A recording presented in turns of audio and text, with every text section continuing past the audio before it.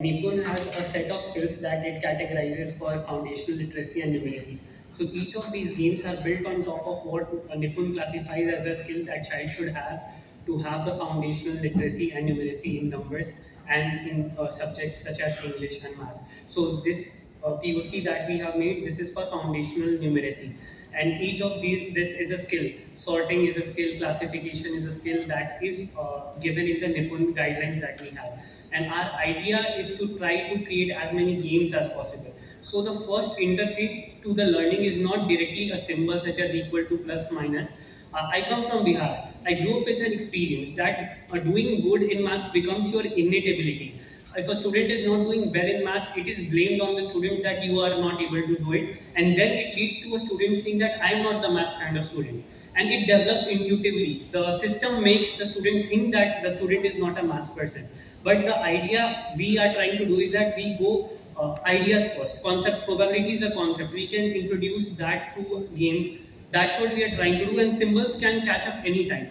While we were designing this, we did a research to understand how Chinese kids, Japanese kids, they are so good at numbers. So we found that they use abacus. They don't have any concept of numbers until class 3 and 5 in Japan, and they have abacus.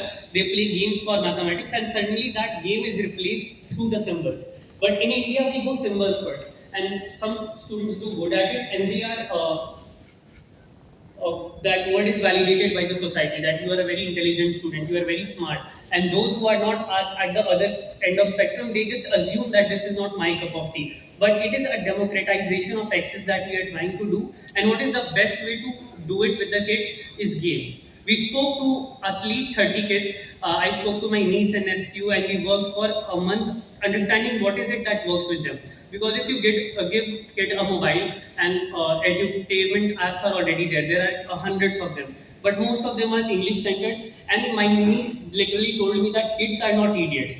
Like if you design a gaming app and it's 2 plus 2 is equals to what, we figure out in 5 minutes and we will not play it. So it actually has to be a gaming app, and that is what we are trying to create here. A gaming first app that sits with the kid, they enjoy, they come back, they play with Omo, they have everything that Omo can do with them, but they never get to the real LLM. A teacher gets to talk to Omo, understand.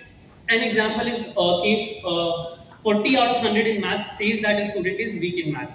But where is the student weak in maths? Is it congruency? Is it perception? Is it abstraction? Is it numbers? Where is it? Where is the student lagging actually? This is where OMO comes and tells the teacher. So these are some customized worksheets that you can provide to this kid for their benefit. So this is at the core of our idea.